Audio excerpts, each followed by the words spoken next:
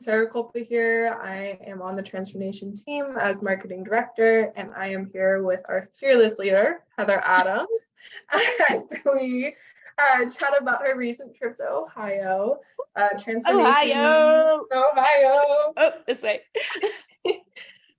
Transformation explored another transformation road trip, Ohio edition, and we'd like to share with y'all all about it. So here we go. Yay.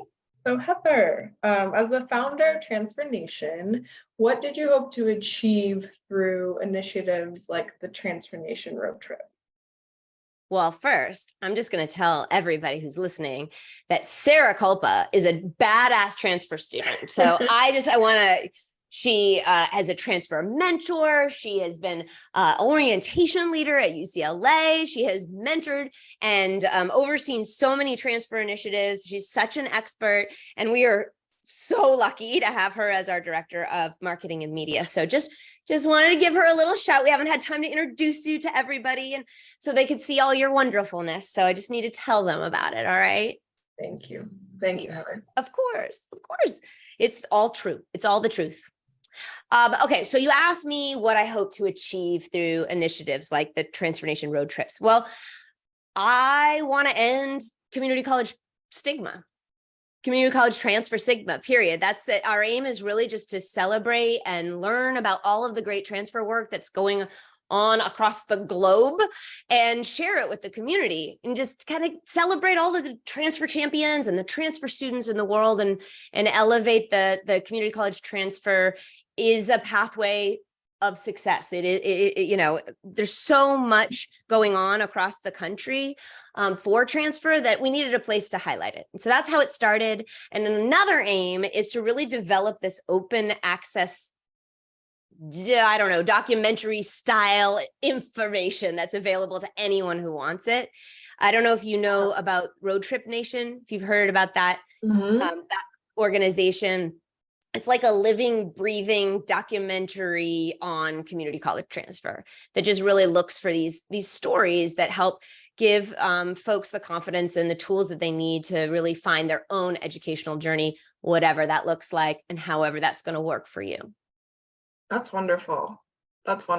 Thank you. I think it's really neat to see how that translates into your trip in Ohio. So I'm curious, I'm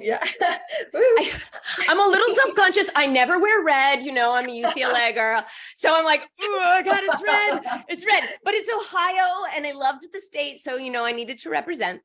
Yeah, I gotta agree with that as a also fellow Bruin. I don't think you've ever seen me in red, have you? Like, I steer clear from red as well for reasons we will not discuss. But we don't want to get anybody angry. We're here for everybody. We're inclusive.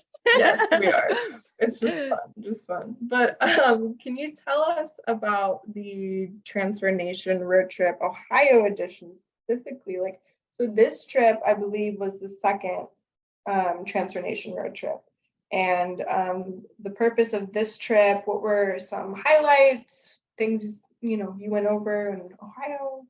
Okay, so, I'm going to go into a lot of that in terms of talking about sort of the practices I'm seeing in some innovative transfer initiatives and programs. But the purpose of the trip was, one, I got to go to the Ohio Transfer Council, or the OTC.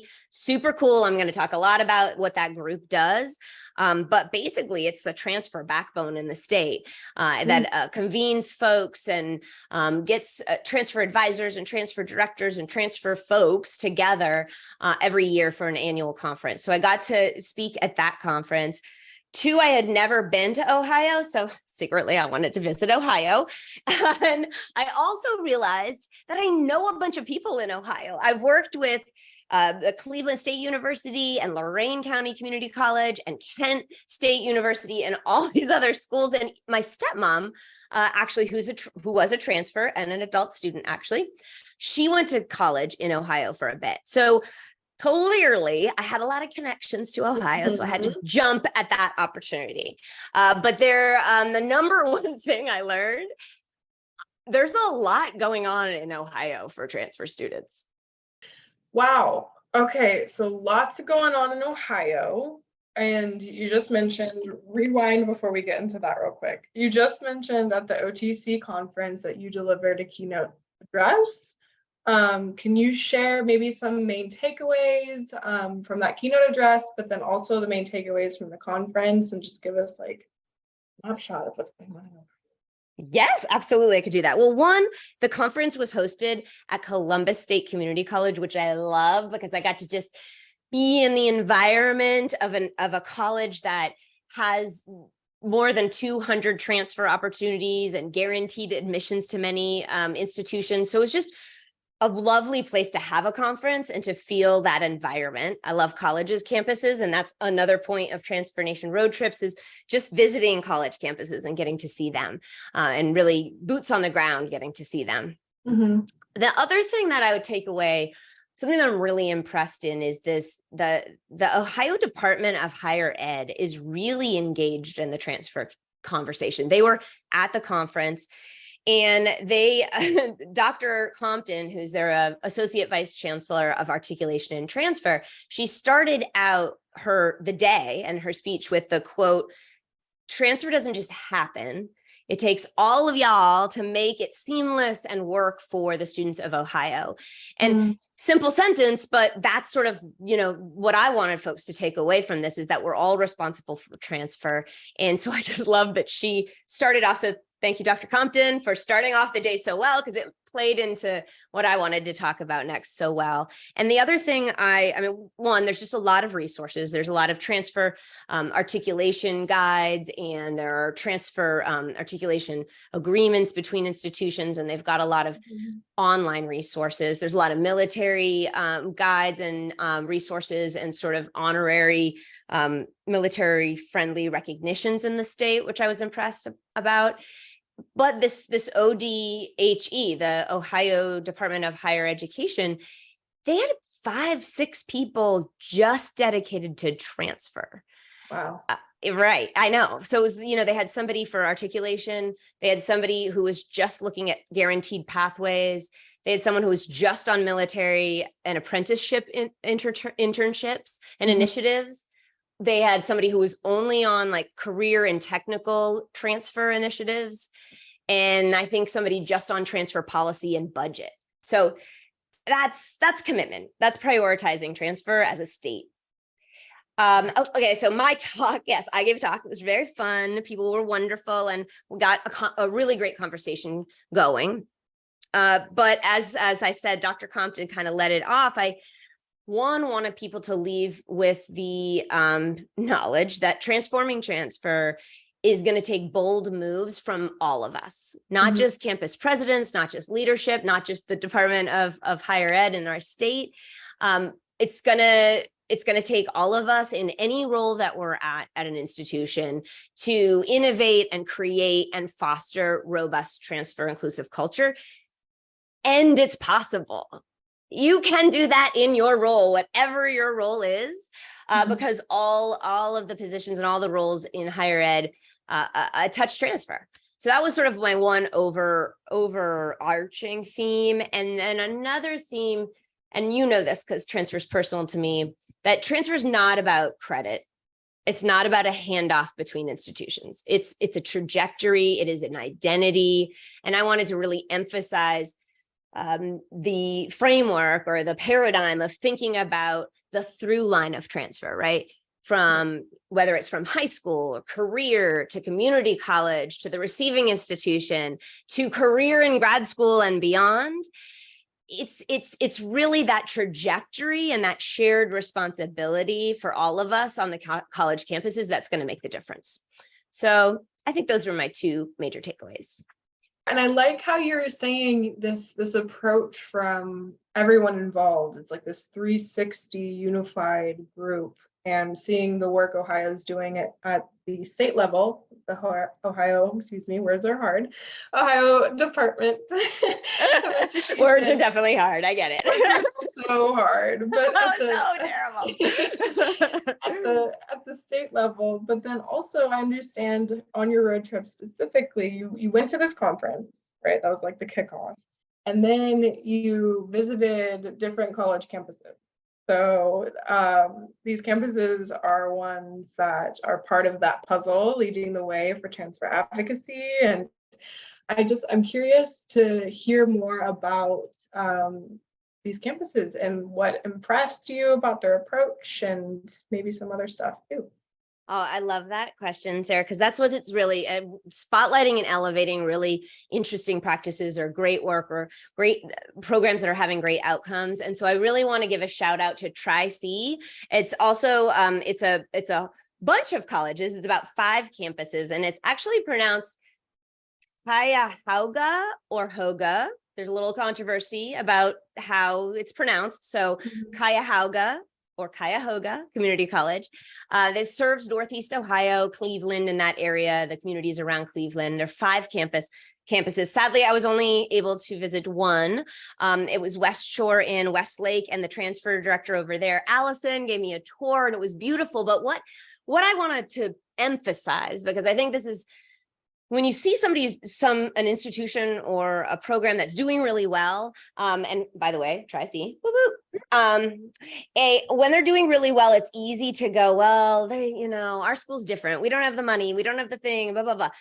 I just want to point out that this happens slowly. Like this program at Tri-C, this transfer center, and this really wonderful connection between transfer coordinators and specialists at each of the 5 institutions, it was not quick. This work is slow, and the grant started in 2009.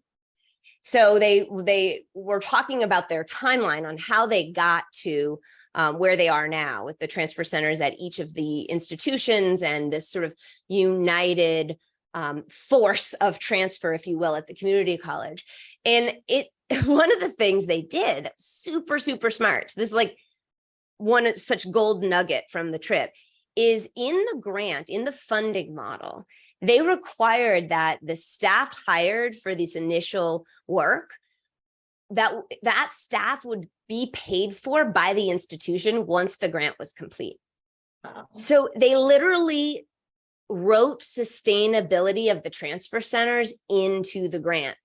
I mean, that's like genius. So that was like, I just loved that idea. It changed the landscape of transfer. That's really the only way you can do it, is by consistently prioritizing transfer and get around it. A lot of transfer folks are on contract or they're on a grant. And then once that grant ends, the money ends. Right. And so this was really forward thinking, and it shows in the work that they do. All of the 5 campuses are in different areas in Northeast Ohio, and each campus has its own personality. And each of the wonderful coordinators or specialists who oversee them also have their own unique personalities. And they make this like super fun table. They were at the conference too.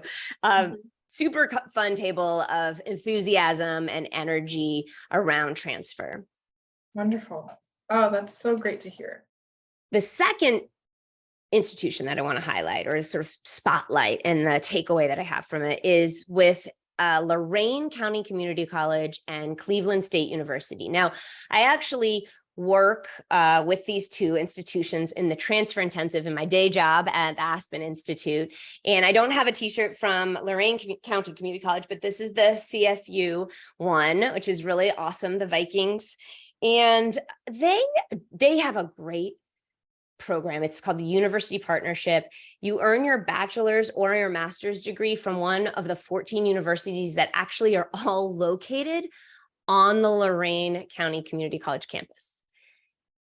Whoa. So, right? Yeah. So they have taken this idea of community colleges being geographically convenient and located where you need them, and they bring the universities, the receiving institutions, the 4-year schools to the campus of Lorain, so that you, the student, don't have to be the one commuting, but the faculty are there. They come in, some are online, some are in the space, some are hybrid, but it's a really, really cool program. And it's also a great cost saving, because the cost savings is something called a blanket tuition program. And basically that gives the student an opportunity to take up to 18 credit hours, but only pay 13 credit hours. And you can take the classes online or in person, it's the same. So you really do save a lot of money. They have really good transfer guides and they have a transfer checklist that's super helpful. So I really, really loved what they're doing. And if you haven't seen if you're not following along on social media, I want to give a little shout out to both LCCC and also the CSU group, because they worked with us for a whole year and they came up with a strategic transfer excellence plan. And in that plan, they had a vision statement for transfer for their partnership. And their vision statement was all about Lorain Community College students setting sail to CSU. And they have look, so you can see. Oh my gosh. Setting sail, right? Do you see that? That right? Is so fun. And then I don't have it with me right now, but they had a compass keychain. So they're doing the nautical theme, and it had on the back, it said set sail to CSU. So huge shout out to both of those institutions for their partnership. And, that's just one of the big keys to really making transfer work, is moving beyond relationship and one-to-one into institutionalized partnership where it's a togetherness thing. Yeah, it's just to the benefit of the student, right? That's beautiful. And it moves beyond an agreement, a legal agreement. It moves beyond the credit and the handoff that we talked about. And it moves into that shared relationship, shared responsibility for transfer success. That is excellent. Shout out to Ohio.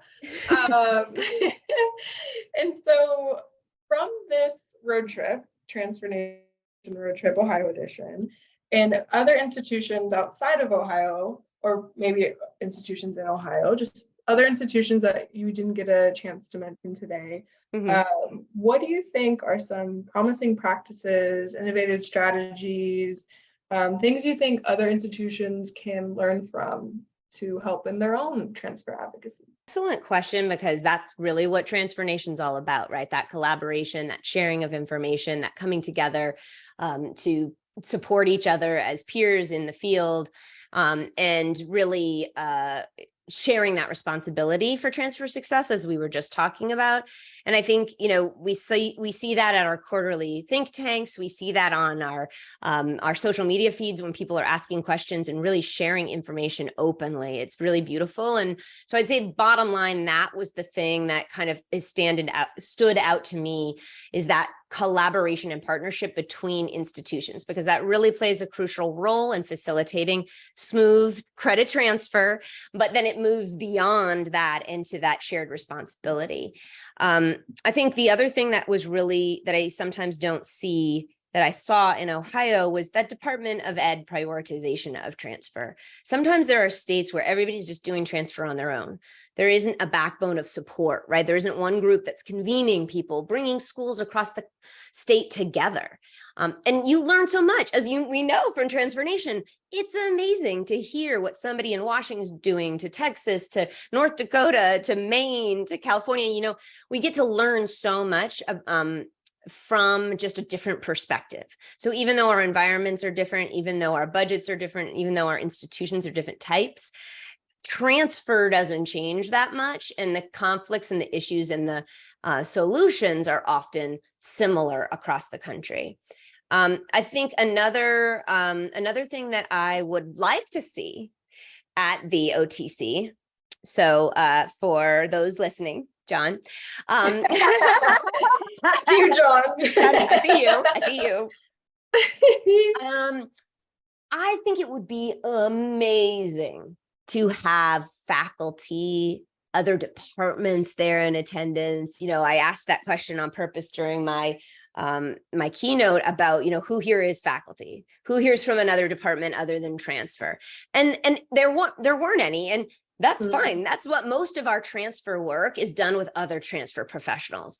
But I think that's sometimes what trips us up too, because again, transfer takes everyone. So how cool to invite transfer. You can start with just the champions, right? Just who are your transfer champions in the faculty? Who are your faculty who work transfers? Who are your faculty who are doing research on transfers? Because we got a lot of R1 institutions there, like Kent State University. There's a bunch of them, right? I think maybe University of Cincinnati is. So there's resources there, and there are champions there. And so inviting them and bringing them in, or even just departments like the Career Center or financial aid, or who aren't necessarily thinking that they're responsible for transfer, yet it is part of the student community that they serve every day. That's excellent. And then the last thing I'll say, and I haven't really talked much about private schools, but I did get to go to a session actually at OTC on this Ohio Consortium for Transfer Pathways. And it's really, really cool. It's about 14 different four-year colleges getting together with 11 different community colleges. I might have those numbers flipped, but they really came together, and you don't see this a lot, right? Private schools run really differently than public schools. Community colleges are usually public institutions. And so what they did is they really worked, this group came together, and the process was kind of pretty simple, but I thought I'd break it down here because I get this question a lot of like, how do we bring faculty in? How do we talk to private institutions who don't have articulation agreements or aren't really necessarily thinking about transfer as a return on mission and a return on investment for the school? This group worked with institutions and specific departments to identify faculty and some of those champions to participate in this as co-chairs for this group, but also in a faculty work group. And then they identified faculty liaisons to continue implementing the work and kind of nurturing the work after the grant ended. So the main grant gave time for faculty to be identified, co-chairs to come into the play, and a work group to start in each department. This was usually focused in the liberal arts, I believe. And then it was really focused on liberal arts specifically. But like this, again, you'll see this is universal. You could do this in the sciences. You could do this, you really could replicate this formula because it's just it was like 6 simple steps. They reviewed all the current articulation agreements and the memorandas of understanding, the MOUs. They just reviewed all the documents. And then they reviewed the pathways the public schools had already developed.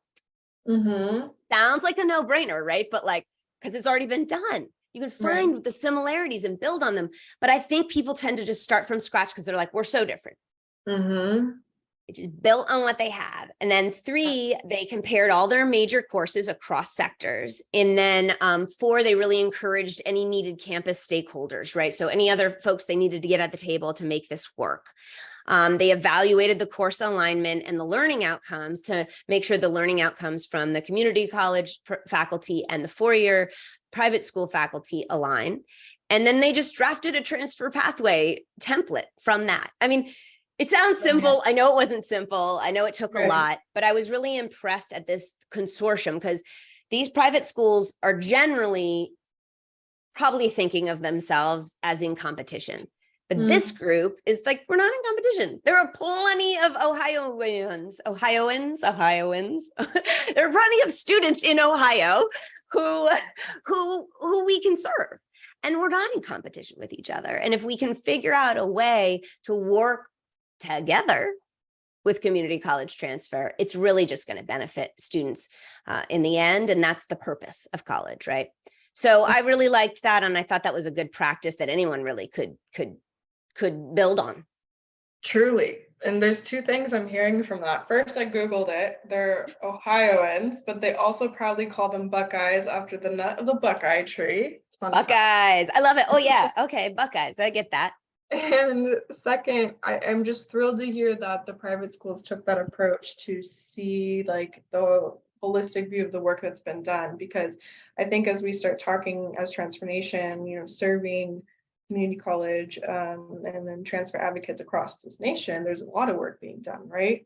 And to collaborate on that and make it a streamlined process. It's one of my favorite words in the ops space. So that's wonderful.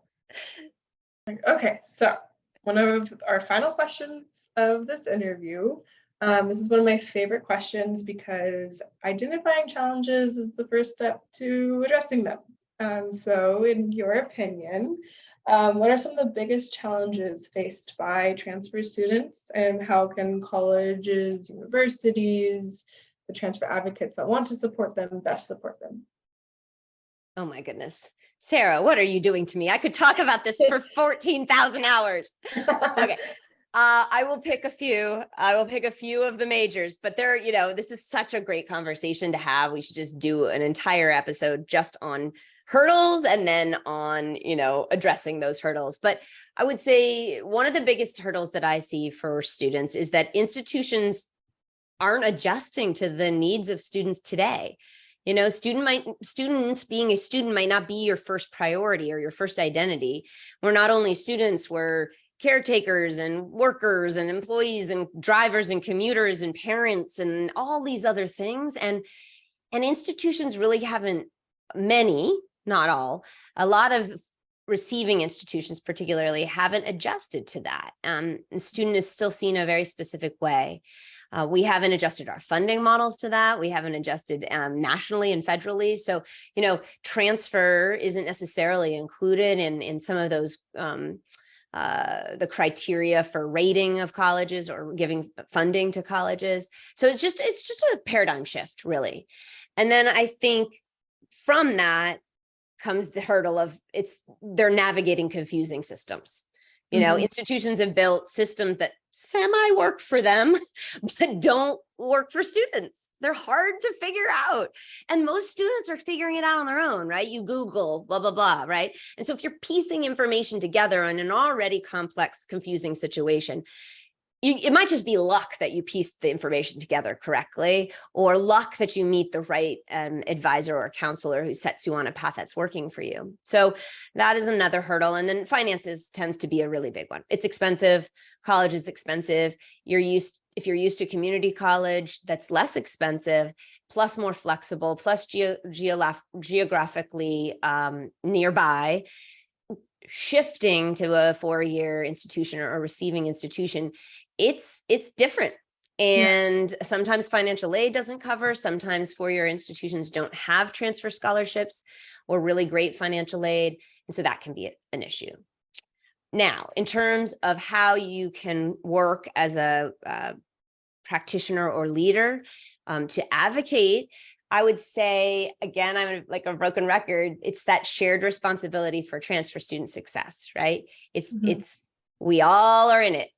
Everybody is a transfer, especially I'll give UCLA's example. I talk to a lot of faculty at UCLA who teach those first introductory courses, psychology. What was the first one we have to take in psychology? Statistics? Psychology, 100A. 100A and 100B. Back when I went there, it could be different, but yes. Well, back in the day, I had to take those classes. And faculty are teaching those classes junior year. Transfers come in as juniors in California. Your class could easily be 50 to 75% transfer. But when I'd ask faculty, they'd think it was like 10%. Right. And that's like such a disconnect, right? And so just this idea, I just want to mention your work with the faculty. They heard you, because when I transferred in 2016, the first question out of my psychology professor's mouth was, I've never asked this question before. This is a huge, huge lecture hall in UCLA, but how many of y'all are transfers? And damn near 70% of that class raised their hand. And I was just like, because I was so scared. I was still having my imposter syndrome. A lot of transfer students have that. And I was like, okay, there's going to be 20 of us in here. Almost, and all of us just looked around, and I still get goosebumps about it. Yeah. I love this. Thank you for sharing this with me. Do you remember the professor's name? Yes. It was Dr. Jaffe.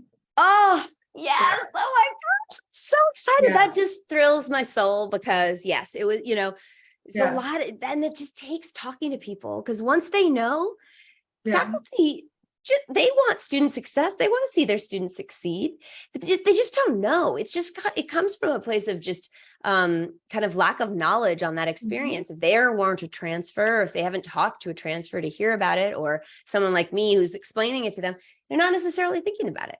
Yeah, it means you don't know what you don't know. And it's like, hey, exactly. No, no foul. And that's all about why you got to identify the challenges, It's not intentional. It's literally just connecting to a value system, connecting to what is it that's, how does transfer connect to what you do at your institution? And that kind of leads to my last point in terms of, how to solve some of these hurdles and how to transform transfer largely. I really think you can look at transfer as a systems issue, right? It's really it's really big. We tend to think of it as small, and we're like, oh, we'll do a mentor program over here, or we're like, we'll just make sure this transfer center works. Those problems, that's nibbling around the edges of a systems problem. That's not fixing transfer. That's great stuff. Those are all awesome practices and everybody should be doing them. It's not going to, bottom line, change a system. And so I think connecting transfer to career, to the region, to the community, and thinking of transfer as this opportunity to build regional ecosystems between community colleges, universities, communities, and industry, I think that can be this incredibly impactful way to make the case for transfer. At the state and local level, right? That's how at the OTC, the Ohio Department of Education discussed that, because they have an existing project that elevates transfer students as workforce and regional talent development. Intel, a big company, is investing $100 million in Ohio and this kind of national semiconductor education and research program. 50 million of it is going to be invested in Ohio higher education institutions, and then another 50 million across the United States. But they're focusing on this transfer ecosystem that, community colleges, universities, and industry can work together. And then it's lifelong learning cycle, because you get an AA, you work for a little bit. You want to progress in your career, you get a BA. You want to progress even more, or you're just interested in another topic, you get a master's. I don't know, but it could be the cycle where you're really utilizing all of the entities involved. And so I think thinking about transfer at large and really zooming out a little bit, and not getting stuck in the weeds of it, which is what we tend to do because it's confusing and it's complex and it's hard. Yeah, exactly. That's like, I think, a really an essence of transfer advocacy, if you're thinking nationally. A great wrap on Transformation Road Trip Ohio edition. So thank you, Heather, for spending the time and going over my questions, because I saw all these pictures and I was just excited to learn more about your experience on the trip, and I'm happy it all went safely and smoothly. And yeah, do you have some final thoughts? It is, well, first of all, it's my pleasure and so much fun. I learned so much. So I love these, and it's a series, right? I want to keep doing this. Like, I want to Transfer Nation, and not just me, but other folks and leaders in Transfer Nation. We want to do more of this. So feel free, if you have a transfer event or a conference that you'd like us to attend and spotlight your transfer practice and policy, let us know so we can see if we can make it out there and how we can make it work. If you're on the East Coast, I could maybe even drive and bring the transfer dogs. Yes, dogs. If you're hearing this, this is a big reveal, but hopefully you're not hearing this before Friday. But yes, I can come. I like to bring Molly, the transfer dog, out to different college campuses, get a tour, see everything that's going on, meet some students. I'd love to talk to students and talk to you about what it is that you do at your institution. So I really hope to keep going. We started this with a road trip across the country from Los Angeles to Chapel Hill, North Carolina, and then DC. And then I've been able in the summers to go to places like Denver and Portland, Oregon, and Chicago, and now Ohio. And so I'd like to continue it if I can. Yay. Okay, that's it.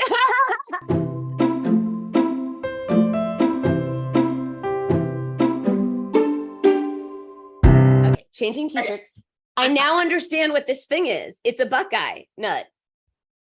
Oh, yeah. On the t-shirt. We'll have to share that.